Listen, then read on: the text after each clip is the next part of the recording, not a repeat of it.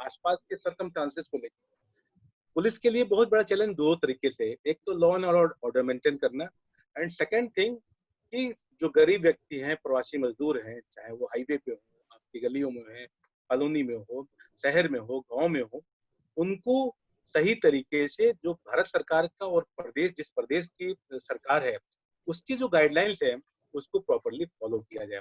Definitely बात है कि लॉकडाउन 1 to 4 में काफी चीजें चेंजेस हुई हैं, काफी चीजें लिबरल करने की कोशिश की गई है, काफी चीजों को समझाने का प्रयास हुआ है। पुलिस के साथ बहुत सी घटनाएं ऐसी हुई हैं जो कहीं ना कहीं गलत हुई हैं, जिसका एक गलत इमेज निकल के आई, गलत प्रभाव पड़ा। पुलिस के बहुत अच्छे चेहरे निकल के आए, पुलिस ने जो काम किया, लोगों को कह लीजिए कि जिस प्रकार से फ्रंट पे लीड किया डॉक्टर्स के साथ, सफाई कर्मी के साथ, सभी ने सराहा है। लेकिन ये सोसाइटी है, यही हमारा देश है, इसमें सभी तरह के लोग, हर जाति, हर धर्म, हर वर्ग के लोग रहते हैं। और जैसा कि मैसेज यही है कि अब आने वाले टाइम में हमको इस आपदा के साथ साथ ही चलना है और इस पे अपने जो प्रिकॉशंस है उस प्रिकॉशंस को लेके ही आगे बढ़ना है।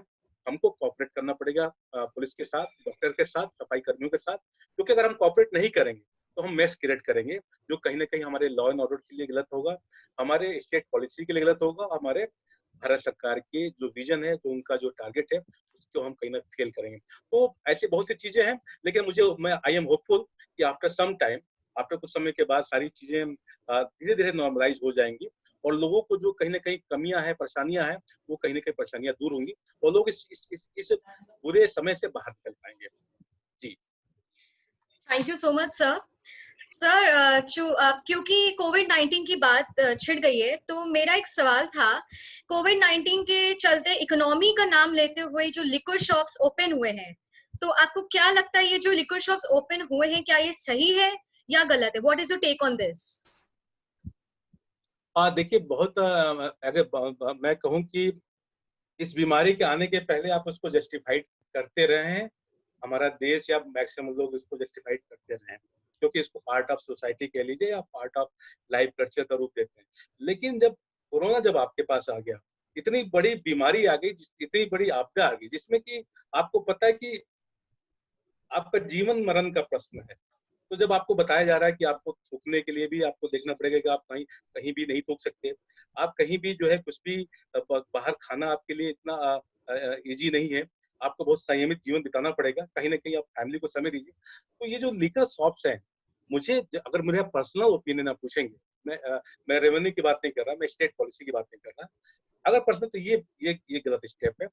जिस इस व्यक्ति के पास, जिस पूरे भारत में जहाँ लोगों को खाने को नहीं मिल पा रहा है, जहाँ पे लोग साफ पानी नहीं मिल रहा है, जहाँ पे लोगों को प्रॉपर तरीके से हम अभी सेटल नहीं कर पा रहे हैं, वहाँ पे लिकर शॉप खोलना कहीं ना कहीं लॉ एंड ऑर्डर के लिए चैलेंज है और हमारी सोसाइटी के लिए चैलेंज है। तो इसको मैं गलत मानता हूँ। इसके साथ साथ जो पान गुटखा और ये सब दुकानें हैं, इन दुकानों को भी मैं मानता हूँ ये भी गलत है आज के समय में, क्योंकि अगर आप पान खाते हैं, गुटखा खाते हैं, तो डेफिनेट सी बात आप थूकेंगे, और एक तरफ तो आप थूकने के लिए मना कर रहे हैं और अगर आप पान भी बेचेंगे तो दोनों चीज साथ साथ नहीं चल सकती। जी सर, बिल्कुल सही बात बोली आपने। तो सर आपके अकॉर्डिंग इकोनॉमी के लिए क्या सरकार कुछ और स्टेप्स उठा सकती थी other than liquor shops open करने से? मतलब अच्छा कोई और ऐसा स्टेप था जो सरकार ले सकती थी इकोनॉमी का नाम लेके? आपके हिसाब से कुछ ऐसा हो सकता था? देखिए, अभी क्या है, कोरोना में बहुत से जो इकोनॉमिस्ट हैं, जो देश के जो बड़े ब्रेन्स है उस पर काम कर रहे हैं, कहीं ना कहीं हमारी इकोनॉमी पूरे वर्ल्ड के सिनेरियो में देखें तो हमारी जीडीपी नीचे गई है, ये सबको पता है। हमारे यूथ का रोजगार छीना है, हम सबको पता है। हम ऑफलाइन से ऑनलाइन आ चुके हैं, मैक्सिमम लोग ऑनलाइन आ चुके हैं, ठीक है ना। और हमारा जो मजदूर तबका है, जो शहरों का निर्माण करता है, जो गांव से निकल के शहर जाता है, दिल्ली जाता है, चंडीगढ़ जाता है, बॉम्बे जाता है, चेन्नई जाता है, बड़े शहरों में जाता है, मेट्रोपॉलिटन में जाता है, एक सपने लेके जाता है, आज वो वहां से शहर से निकल के अपने गांव को जा रहा है। गांव किस लिए जाना चाह रहा है? क्योंकि उसको वो एक कंफर्ट चाहिए, जो हम उसको प्रोवाइड नहीं कर पा रहे। हम उसको, संभव है कि हम उसको खाना जरूर दे पा रहे हैं, हम उसको सब कुछ प्रोवाइड कर रहे हैं, लेकिन हम लोग, मुझे लगता है कि उसको हम कंफर्ट जोन में नहीं ला पा रहे हैं। तो ये जो प्रवासी मजदूर जो घर जा रहे हैं, तो आने वाले समय में ये मान के चलिए, इकोनॉमी कहीं ना कहीं एक बहुत बड़ा चैलेंज है देश के लिए, सभी के लिए है, यूथ के लिए बहुत बड़ा चैलेंज है। और आप तो इंडिया की बात कर रहे हैं, अभी आप बीबीसी में मैंने कुछ समय पहले देखा कि वहाँ जो यूथ, जो बीबीसी जो यूके में है, उनके लिए खाने की दिक्कत है, उनके लिए रोजगार की दिक्कत है, वो वापस इंडिया लौट रहे हैं, हमारे इंडिया में जो शहरों में लोग हैं वो अपने गाँव को लौट रहे हैं। तो आने वाले समय में कहीं ना कहीं ये मान के चलिए कि हमारा जो एक्चुअल फोकस है वो एग्रीकल्चर है। हम एग्रीकल्चर पे फोकस होंगे और आने वाली इकोनॉमी हमारी जो है एग्रीकल्चर पे बेस होने जा रही है, क्योंकि ये जो मजदूर अब वापस गांव जा रहे हैं, अब वो किसान किसानी करेंगे, अपने अपने अपने आजीविका को पहले सुरक्षित करेंगे, अपने गांव में पहले अपने को सेटल करेंगे, और आफ्टर टाइम जब कुछ समय के बाद जब माहौल सही हो जाएगा तब वो कम बैक करेंगे शहरों को। तब तक हमें इंतजार करना पड़ेगा। और मुझे लगता है ये एग्रीकल्चर, भारत कृषि प्रधान देश है और कोरोना ने एक मौका दे दिया है कि हम पुनः अपने कृषि की तरफ, अपने पुराने रूट की तरफ मूव करें। जी सर, आपने बिल्कुल जी सही बात कही। एग्रीकल्चर पे हमारा मेन फोकस होना चाहिए। तो now will request Chetna ma'am. Chetna ma'am, are you there? Am I audible to you? Chetna ma'am, चलिए कोई नहीं, चेतना मैम से हम बाद में जुड़ेंगे। Next we Why will be is this not coming? Chetna ma'am, are you there?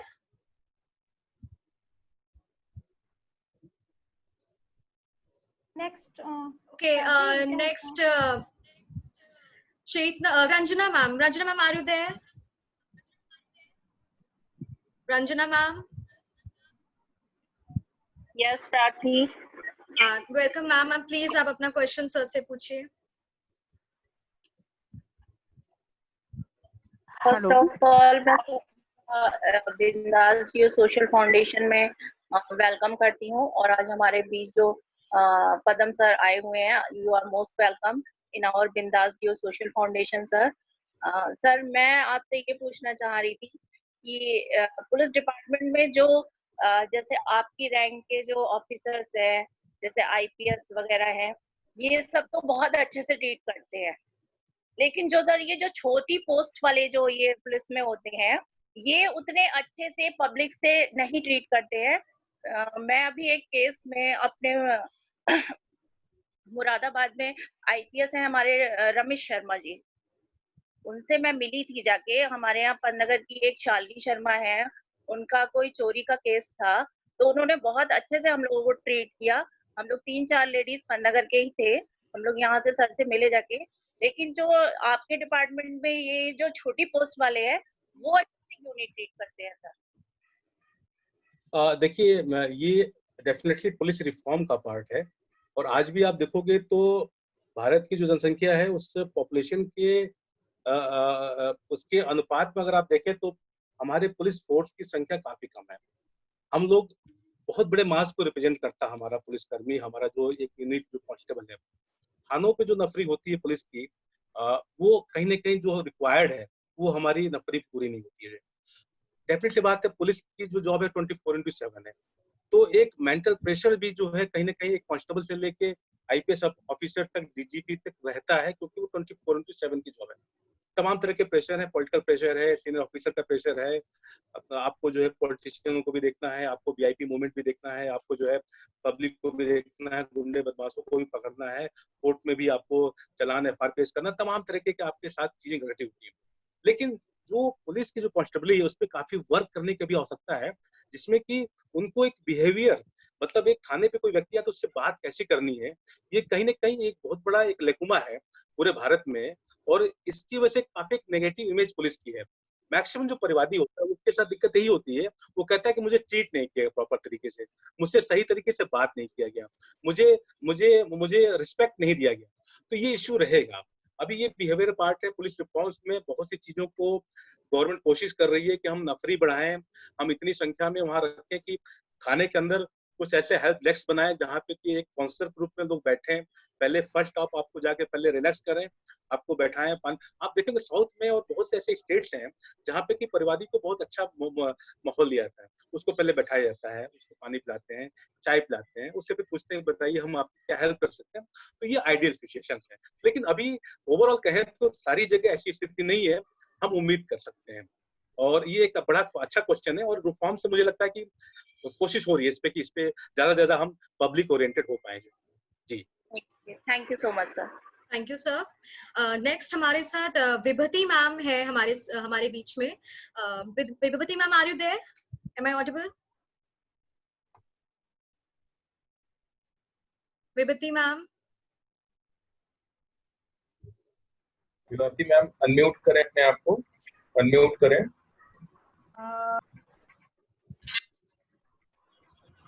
Unmute कर दीजिए विभूति मैम को।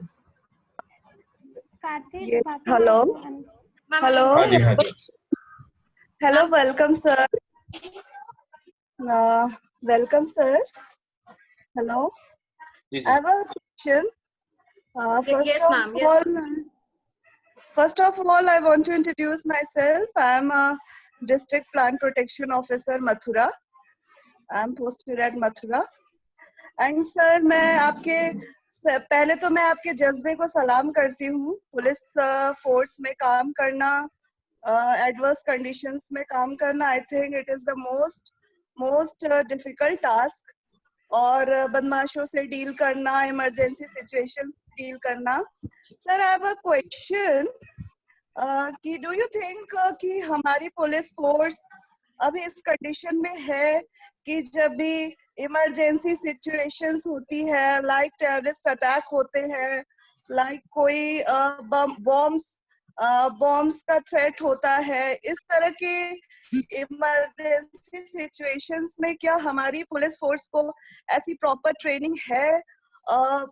मैं और ये भी जानना चाहती थी, जो पुलिस फोर्स के अंदर एक फिजिकल क्राइटेरिया होता है, फिजिकल क्राइटेरिया, उनकी health, fitness, what is the scenario? क्योंकि जो जनरल पुलिस फोर्स है, जो एक जनरल पुलिस है, उसको देख के ये आइडिया नहीं लग पाता है कि when there will be any emergency situations, when there will be any terrorist attack, or that they are able to उनको proper equipment, proper guns and facilities, proper उनके पास इस तरह की चीजें हैं कि नहीं, वेपन्स हैं कि नहीं, to take over all this अगर टेररिस्ट अटैक होता है। What can I get some idea about that? Can you just give some idea about this?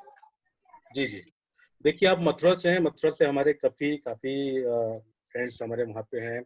आपके पहले एसएसपी बबलू कुमार मथुरा थे, 2 बार उनकी पोस्टिंग रही, और काफी लोग हैं। जब पुलिस की में आपने जो आपका प्रश्न है, इसमें आप देखेंगे कुछ स्पेशल ब्रांचेस होती हैं, जैसे कि एसटीएफ हो गया, एसओजी हो गया, एटीएस हो गया, और क्यूआरटी हो गया, ईआरटी हो गया। इस तरह के कुछ स्पेसिफिक विंग्स हैं जो कहीं ना कहीं किसी भी तरह के इमरजेंसी से निपटने के लिए रेडी रहती है। जो आपका जो इम्पोर्टेंट क्वेश्चन है वो है फिजिकल स्टैंडर्ड्स का। आपने बहुत अच्छा प्रश्न किया कि पुलिस जो है आज हर तरह के चैलेंज को झेलने के लिए, कह लीजिए, उससे बढ़ने के लिए तैयार रहती है। जो तो डेफिनेटली बात है, 24/7 में आप जब देखते हैं तो 94%, 95% जो हमारी पुलिस फोर्स का जो हिस्सा है वो कांस्टेबलरी है। और आज जो कांस्टेबलरी है वो कहीं ना कहीं वर्कलोड से काफी ज्यादा प्रेशर में रहती है। उसका भी समाज है, उसका भी परिवार है। बहुत समय तक वो अपने परिवार से दूर भी रहता है, बहुत समय तक उसके साथ सुविधाएं उसके साथ नहीं होती, उसके रहन सहन उसका ठीक नहीं होता है, उसको ड्यूटी से छुट्टियां भी बहुत मुश्किल से मिलती हैं। तो इन सर्कमस्टांसेस में फिजिकल फिटनेस को मेंटेन रखना ये अपने आप में बहुत बड़ा चैलेंज है। और आप ये देखिएगा कि पुलिस फोर्स में ये आने वाले समय में बहुत बड़ा, जब जवान भर्ती होता है या जब एक आईपीएस अधिकारी भर्ती होता है, तो वो पूरे फिजिकल फिटनेस को, उसके पैरामीटर्स को मेंटेन करके इंटर करता है, तभी वो सिलेक्ट होता है। लेकिन आफ्टर सम टाइम वो उस रूटीन का पार्ट बन जाता है, जिसमें कि उसके पास समय नहीं है, उसके पास उस दिनचर्या में योग करने का टाइम नहीं है, एक्सरसाइज करने का टाइम नहीं है, तनाव से मुक्त होने का टाइम नहीं है, तनाव इतना ज्यादा है।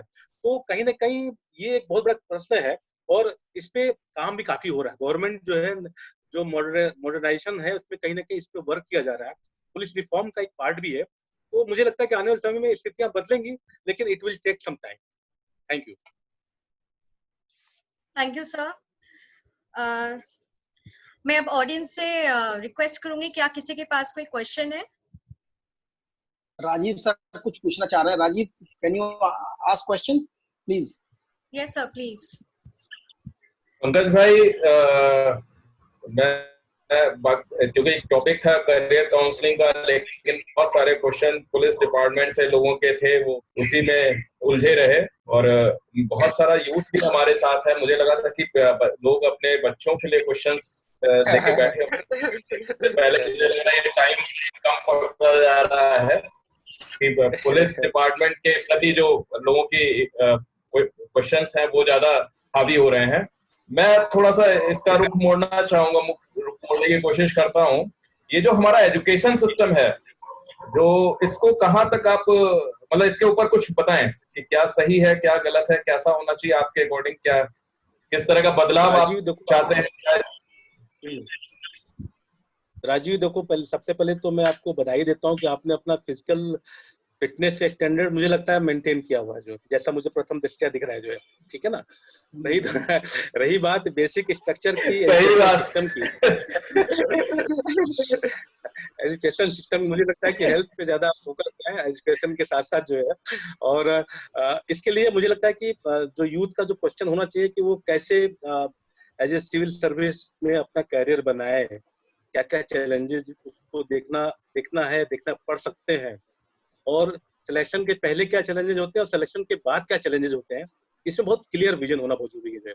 और जो लोग मुझे लगता है कि पहले से क्लियर नहीं होते हैं, उनके लिए आने वाले समय में बहुत दिक्कतें होती है, क्योंकि आपका जो डीएनए है ना, वो आपकी मनस्थिति और आपका जो बॉडी लैंग्वेज है, वो आपको मतलब जो आप आत्मा आपके आत्मा जो करना चाहती है, आपका दिल जो कहना चाहता है, आपका दिमाग जो कहना चाहता करना चाहता है, अगर उसमें तारतम्य नहीं रहता तो कहीं ना कहीं आपका मेटाबॉलिज्म बिगड़ता है और कहीं ना कहीं जो है चीजें खराब होती हैं जो। तो एक अलग से टॉपिक मुझे लगता है कि यूथ पे इस कैरियर ऑप्शंस पे हम लोग बात कर सकते हैं। आज तो मैक्सिमम क्वेश्चन पुलिस के जनरल क्वेश्चन पर है कि पुलिस कैसे बिहेव करती है, बिहेवियर पैटर्न पे था, सभी लोग देख रहे हैं, क्योंकि जब डर रहता है तो उस पर ज्यादा क्वेश्चन आते हैं जो है। तो पुलिस से कहीं ना कहीं मुझे लगता है कि डर अभी लोगों में है, तो क्वेश्चन ज्यादा निकल रहे हैं कि पुलिस कैसे ट्रीट करती है, क्यों करती है ना। तो राजीव अच्छी बात है, हम लोग नेक्स्ट टाइम कभी टाइम लेके लोग एक सेट कर लेंगे और इसके पूरे उस पर काम करेंगे कि कैसे हम लोग कैरियर को इस पे आगे बढ़ सकते हैं। बीइंग ए बीटेक इंजीनियर कैसे हम आईएएस आईपीएस को अपना कैरियर ऑप्शन ले सकते हैं, और क्या हम एज ए इंजीनियर हम पुलिस में क्या बेहतर कर सकते हैं। मैं इंजीनियर हूं और मैं आईपीएस ऑफिसर भी हूं, तो मैं क्या एज ए इंजीनियर के रूप में मेरी भूमिका पुलिस में कैसे और बेहतर हो सकती है। तो इस पे भी बहुत सारी चीजें हम लोग बात कर सकते हैं और it will be better. Yes Rajiv. हाँ राजीव, आप सुन पा रहे हैं मेरे को? हाँ प्रार्थी, बिल्कुल सुन रहा हूँ। और 7 o'clock हो गया है, तो मेरे ख्याल से बहुत ही अच्छा लगा। सवाल बहुत हैं, असली सवालों पे तो हम आ ही नहीं पाए, और बड़ा अच्छा लगा कि हम इसके लिए हमें एक और सेशन रखना पड़ेगा पूरी तरह से। और वाकई आपने सही कहा कि लोगों को जिस चीज का डर होता है वो एकदम सब पहले सामने हावी हो जाता है। जो टॉपिक रह गया, तो मैं देख रहा था कि सारे लोग जो पुलिसिया सिस्टम है इंडिया का हमारे, उसी पे ही आतुर है। और ऑडियंस से अनुरोध करूंगा कि अगर किसी को और भी कोई जानकारी चाहिए, कोई बात शेयर करनी है, राजीव जी भी शायद है हमारे साथ, अगर राजीव जी कुछ पूछना चाहें, या और भी ऑडियंस कोई कुछ पूछना चाहे, आज पुलिसिया सिस्टम के ऊपर ही हम लोग पूछ लेते हैं फिर। और फिर से पंकज जी से टाइम लेने की कोशिश करेंगे। मैं फ्री हूँ, मैं अवेलेबल हूँ, कोई दिक्कत नहीं। आप मेरे को हम लोग एक बैचमेट्स हैं और कभी भी हम लोग बहुत अच्छा लग रहा है। वही बार बार मैं कह रहा हूँ कि शब्दों में मैं कुछ कह ही नहीं सकता इन बातों को। मैं समझ सकता हूँ और तुम समझ सकते हो। कुमार विश्वास की वो लाइन याद आ रही है। कार्तिक कुछ कहे, ये मेरा दिल समझता है और ये तेरा दिल समझता है, ये मेरा दिल समझता है और ये तेरा दिल समझता है। ठीक है, आगे कंटिन्यू करें। मैं समझ सकती हूँ, आज बैचमेट्स मिले तो एक अलग ही खुशी जाहिर हो रही है, but since we are running short of time, तो मैं मिस्टर JR वर्मा से रिक्वेस्ट करूंगी for vote of thanks. May I say something? Yes, Chetna ma'am, yes. Welcome sir, हार्दिक अभिनंदन इस बीफ की सभा में आपका। और जैसा कि आपने बोला कि पंखों में उड़ान नहीं होती, सपनों में होती है, ऐसा आपने साबित कर दिया। क्या मैं पूछ सकती हूँ कि आपका सबसे फेवरेट सपना क्या था जो आप इस मिशन में आए, ज्वाइन किया इस सर्विस को? क्या आप मेरी आवाज सुन रहे हैं? बिल्कुल आपकी आवाज आ रही है जी जी। हाँ, सबसे खूबसूरत कोई सपना देखा होगा कि आपने कहा कि मैं इसको ही ज्वाइन हुआ, जैसे एक टारगेट होता है, एक बिंदु होता है। जी देखिए अर्जुन को जिस सिर्फ मछली की आंख दिखती थी, जी जी जी देखिए बहुत तो अच्छा आपको क्या दिखा? बहुत अच्छा प्रश्न है आपका, जो कि जिस बैकग्राउंड से मैं आया हूँ, मेरे बैकग्राउंड में मेरे परिवार में, मेरे सोसाइटी में बहुत दूर दूर तक कोई IAS IPS नहीं रहा है। ऐसा कोई मोटिवेशन फैमिली की तरफ से, सोसाइटी की तरफ से नहीं रहा। तो एक सपना हमारे लिए बड़ा सपना था। IPS मुझे पता भी नहीं था। मुझे याद है कि क्लास 10 तक 12 तक तो मुझे पता भी नहीं था कि IAS IPS होता है क्या है। जब कुछ घटनाओं से जब मैं रूबरू हुआ अपनी सोसाइटी में, कुछ ऐसी घटनाएं हुई जिसने मुझे इस पद को, इस प्लेटफॉर्म को पाने के लिए प्रेरित किया। तो कहीं न कहीं एक सपना हमने बुना बचपन में, और सपने को कहीं न कहीं अपने ज़हन में सँजोए रखा और उसके लिए कोशिश की, उसके लिए मेहनत की, ये जानते हुए कि ये असंभव टास्क है। हमारे ऐसे लोगों के लिए जिसके परिवार में कोई दूर-दूर तक, पिछले 50 साल तक कोई IAS IPS नहीं रहा है, एक इंस्पेक्टर तक नहीं बना है। इंस्पेक्टर को भी हम लोग बहुत तो IPS बनना बहुत बड़ी बात है। इवन मुझे याद है कि मेरे पिताजी भी कहा करते थे कि बेटा तुम इंजीनियरिंग कर रहे हो, तुम IAS IPS के लिए तैयारी करने जा रहे हो। अपने परिवार में बहुत दूर-दूर तक तो कोई कभी रहा नहीं है। मैं अपने गाँव में जूनियर इंजीनियर था और बेटा तुम इंजीनियर बन गए, तो गाँव में मेरी एक एक मेरा कद बढ़ गया कि गाँव में एक इंजीनियर बन गया। तो IAS IPS तो उस गाँव में कोई जानता भी नहीं कि भई हमारे परिवार से कोई बन सकता है। तो एक सपना, तो सपने को पूरा किया, असंभव टारगेट था लेकिन वो हम अचीव किया। तो वो सपने को हमने जीने का प्रयास भी किया। पूरी तन्मयता से, नियत के साथ हमने काम भी किया और अभी भी कर रहे हैं। तो मुझे लगता है कि उस सपने को जो हमारे दिल में है, उसको कहीं न कहीं कितना बेहतर हम सोसाइटी के लिए कर सकते हैं, यूथ के लिए कर सकते हैं, देश के लिए कर सकते हैं। और मेरा स्लोगन है, उस स्लोगन को मैंने अपने IPS के ट्रेनिंग में ही याद किया था, ना जाति, ना धर्म, ना क्षेत्र, देश सर्वोपरि जय हिंद। यानी हमारा कोई भी काम हो देश के लिए इम्पोर्टेंट है। हमारी जाति इम्पोर्टेंट नहीं है, हमारा धर्म इम्पोर्टेंट नहीं है, हमारा क्षेत्र इम्पोर्टेंट नहीं है कि मैं यूपी से हूँ, मैं राजस्थान से हूँ, मैं बिहार से हूँ। मेरे लिए देश इम्पोर्टेंट है। तो शायद मुझे लगता है कि यही एक सपना है कि देश के लिए मैं बेहतर कर पाऊँ, लोगों को ज़्यादा मोटिवेट कर पाऊँ। जी। बहुत अच्छी बात बोली सर आपने, देश सबसे ऊपर, जय Hind. Since we are running short of time, तो मैं अब मिस्टर JR वर्मा से रिक्वेस्ट करूंगी कि वो please vote of thanks present करें। सर प्लीज अपने सर प्लीज अनम्यूट कर लीजिए।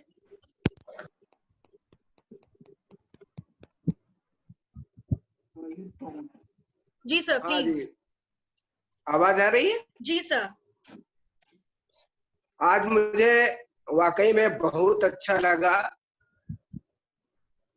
मैं अपनी ओर से और BGSF ऑर्गेनाइजेशन की ओर से श्री पंकज जी को बहुत बहुत धन्यवाद देता हूं, आभार व्यक्त करता हूं कि आपने अपने इतने बिजी शेड्यूल, अमूल्य समय से हमारी टीम मेंबर्स को एक ऊर्जा देने के लिए आपने बहुत अच्छा काम किया है।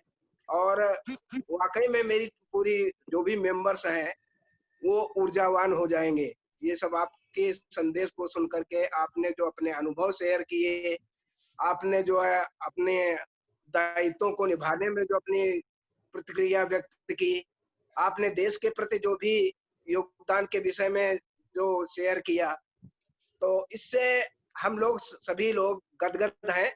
और मैं तहे दिल से आपको बहुत बहुत धन्यवाद देता हूं।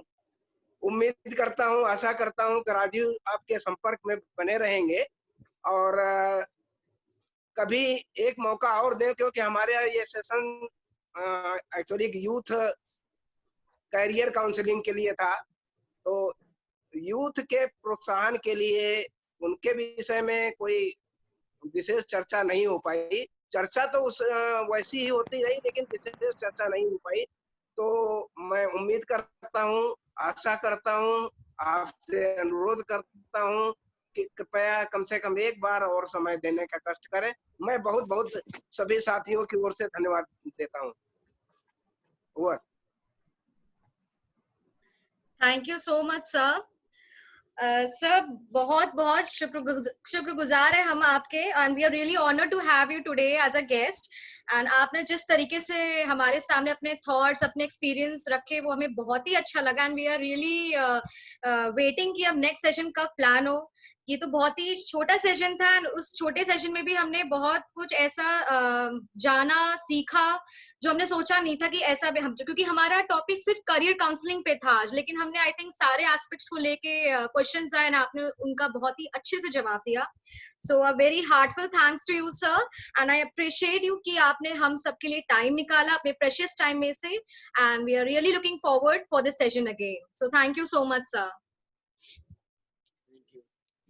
जय हिंद। थैंक यू जय हिंद। Pankaj. Thank you, take care. Thank you